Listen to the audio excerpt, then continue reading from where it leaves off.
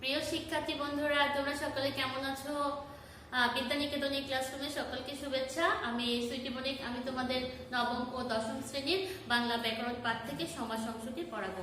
তোমরা সকলে সমাস এই বিষয়টি জানো যে ব্যাকরণের মধ্যে খুব গুরুত্বপূর্ণ একটি অধ্যায়।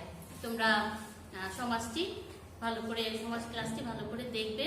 আমি পর্ব করে এই ক্লাসটি তোমাদের জন্য তৈরি করব এবং সহজ ও সুন্দরভাবে বোঝানোর চেষ্টা করব।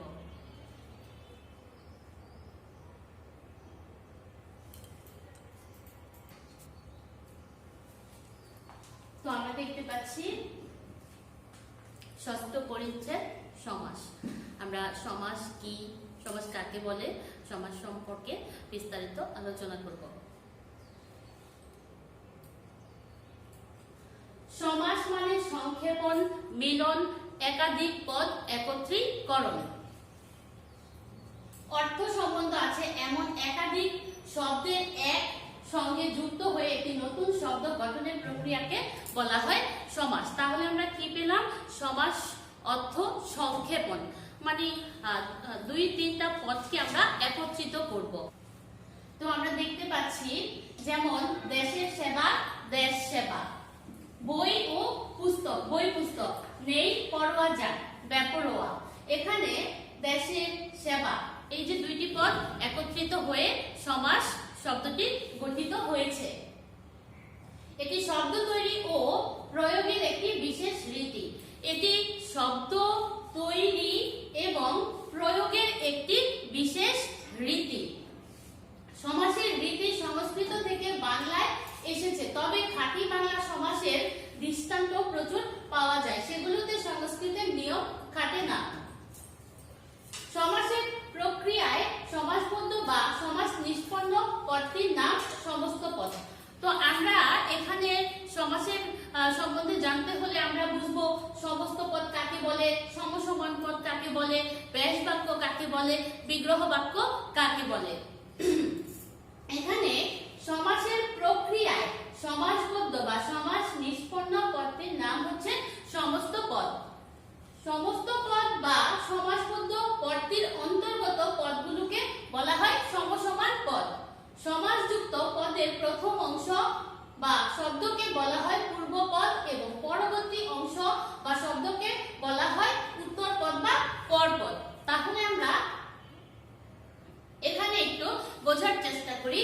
এখানে দেশের সেবা, এখানে দুইটি শব্দ বা দুইটি পদ রয়েছে। প্রথমটি হচ্ছে পূর্ব পদ এবং পরেরটি হচ্ছে উত্তর পদ বা পরপদ। আর এই প্রত্যেকটি পদকে বলা হয় সমসমান পদ। আমরা যদি ভেঙে বলি তাহলে হবে সমস্ত পদ। এবার আমরা দেখতে পাচ্ছি সমস্ত পদকে ভেঙে যে ব্যাকরণ তৈরি করা হয় তার নাম হচ্ছে সমাস বাক্য। সমাস বাক্য বা বিগ্রহ বাক্য। উদাহরণ: বিলাত ফেরত রাজকুমার সিংহাসনে বসলেন। এখানে আমরা কয়টি পদ পাচ্ছি? বিলাত ফেরত রাজকুমার সিংহাসনে বসলেন। এখানে বিলাত ফেরত রাজকুমার ও সিংহাসনে তিনটি পদ সমাসবদ্ধ পদ। তাহলে আমরা দেখলাম যে এই তিনটি পদ হচ্ছে সমাসবদ্ধ পদ। সমস্ত পদকে ভেঙে আমরা এই পদগুলো পেলাম। এগুলো গঠন প্রক্রিয়া ও রকম: বিলাত হতে ফেরত, রাজার কুমার, সিংহ চিহ্নিত আসন, এগুলো হচ্ছে ব্যাস বাক্য। এইগুলোকে আমরা দেখি যে বিলাত হতে ফেরত, এটার সংক্ষেপণ হবে কি, সমাস হবে কি বিলাত ফেরত।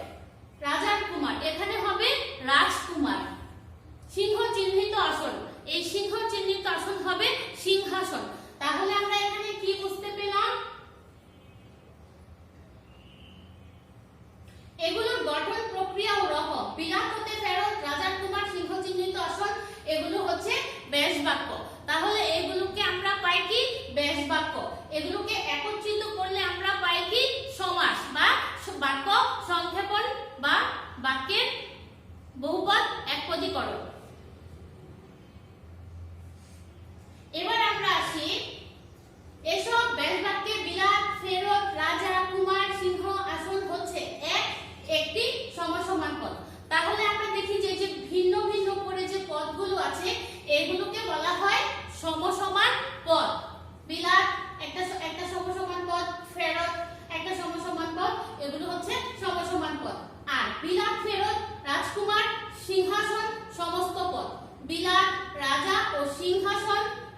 সিংহ হচ্ছে পূর্বপদ এবং ফেরত কুমার আসন হচ্ছে পরপদ।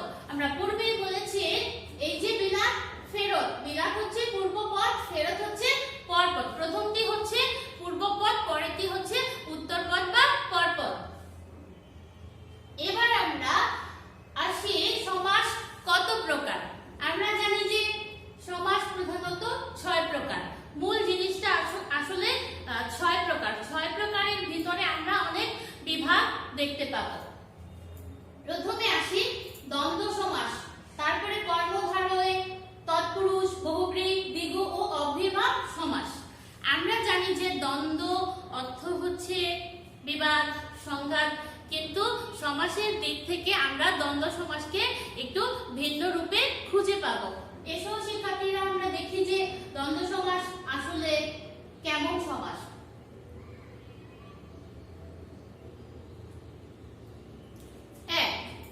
দ্বন্দ্ব সমাস, যে সমাসে প্রত্যেকটি সমসমান পদের অর্থের সমান প্রাধান্য থাকে তাকে দ্বন্দ্ব সমাস বলে। যেই সমাসের পূর্বপদ পরপদ দুইটির অর্থই প্রাধান্য পায় সেই সমাসটি হচ্ছে আমাদের দ্বন্দ্ব সমাস।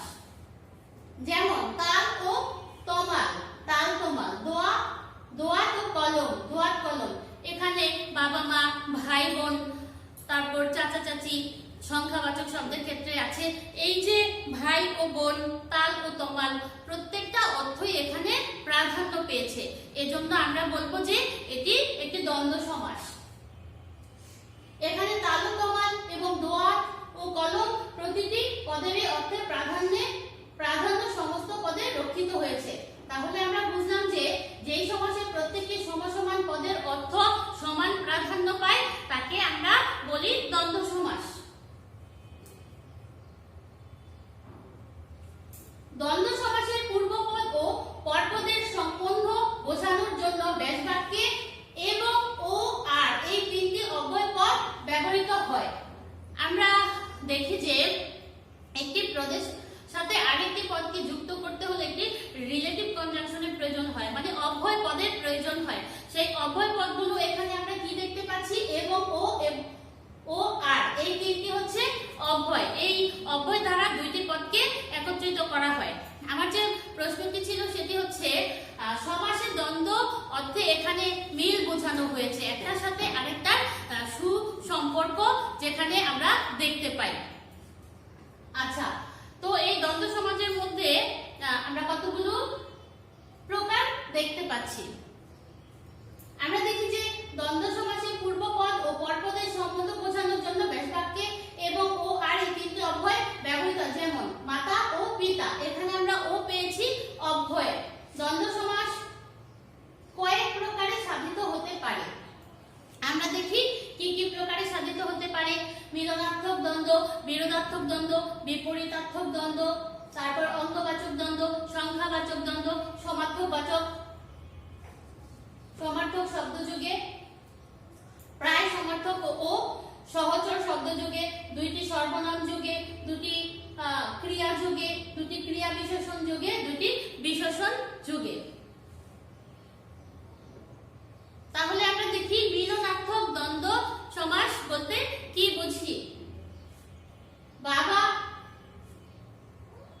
মিলনার্থক দ্বন্দ্ব মা বাপ, মাসি পিসি, জিন পরি, চা বিস্কুট ইত্যাদি। এই যে আমরা মিলনার্থক দ্বন্দ্বটি পাচ্ছি, একটার সাথে আরেকটা মিল রয়েছে। যেমন বাবা মা, এখানে মাসি পিসি, জিন পরি, চা বিস্কুট, একটার সাথে আরেকটা রিলেটেড।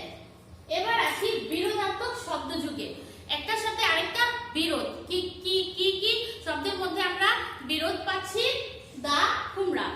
আমরা জানি যে দা ছাড়া কুমড়োটাকে কাটা যাবে না, তাহলে এটা হচ্ছে কি মিলনের বিপরীত। তাহলে এটাকে আমরা বলবো যে বিরোধাত্মক দ্বন্দ্ব সমাস। অহিরকুল, সর্বনরক ইত্যাদি। এবার আমরা আসবো বিপরীতার্থক দ্বন্দ্ব। বিপরীতার্থক দ্বন্দ্ব আমরা সবাই বুঝি যে একটা বিপরীত আরেকটা।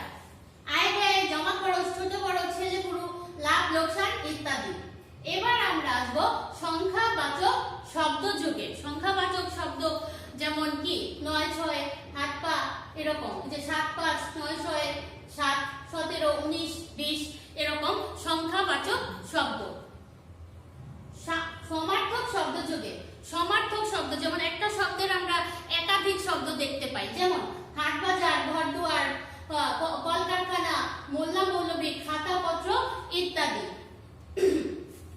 প্রায় সমার্থক ও সহচর, কাপড় চোপড়, পোকামাকড়, দয়া মায়া, ধুতি, চাদর ইত্যাদি এগুলো হচ্ছে প্রায় কাছাকাছি সমার্থক শব্দ। এবার আমরা আসবো দুটি সর্বনাম যুগে। সর্বনাম যুগে, সর্বনাম কি আমরা জানি? সর্বনাম হচ্ছে যা তা, যিনি তিনি এরকম। আচ্ছা, যা তা, যে সে, যথা তথা, তুমি আমি, এখানে এখানে সেখানে ইত্যাদি হচ্ছে দুটি সর্বনাম যুগে।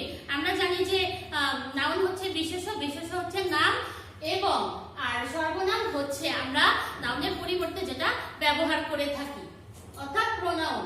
তার মানে সর্বনাম হচ্ছে যা তা, যিনি তিনি, আমি তুমি এই রকম হতে পারে। দুটি ক্রিয়া যোগে, আমরা জানি ক্রিয়া মানে কাজ। এখানে আমরা যদি একটু গ্রামার তুলনা করি তোমাদের জন্য সুবিধা হবে।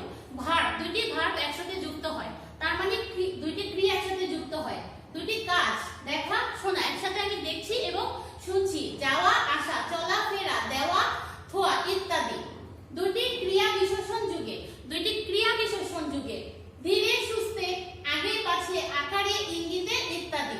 ক্রিয়া বিশেষণ আমাদের মনে রাখতে হবে, ক্রিয়া সর্বনাম। হ্যাঁ, এই দ্বন্দ্ব সমাসের এই বিষয়গুলো একটু ধীরে সুস্থে তোমরা বোঝার চেষ্টা করবে।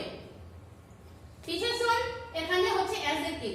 ক্রিয়া বিশেষণ মানে কাজের দোষ গুণ এরকম অবস্থান বোঝাবে, ধীরে সুস্থে, আগে পাছে, আকারে ইঙ্গিতে ইত্যাদি অবস্থান বোঝাবে। দুটি বিশেষণ যুগে, এখানে দুটি বিশেষণ যুগে দুটি বিশেষণ আমরা জানি যে ভালো মন্দ অ্যাডজেক্টিভকে আমরা বুঝে থাকি। তাহলে হবে কি দুইটা বিশেষণ একসাথে যুক্ত হবে। কি কি? এখানে ভালো ও মন্দ, কম ও বেশি, আসল ও নকল, বাকি বকেয়া ইত্যাদি। এবার আসি অলুক দ্বন্দ্ব। যে দ্বন্দ্ব সমাসে কোনো সমসমান পদের বিভক্তি লোপ হয় না তাকে অলুক দ্বন্দ্ব বলে, যেমন দুধে ভাতে, জলে স্থলে, দেশে বিদেশে, হাতে কলমে ইত্যাদি। তো শিক্ষার্থী বন্ধুরা, আমরা আজকে কি করলাম?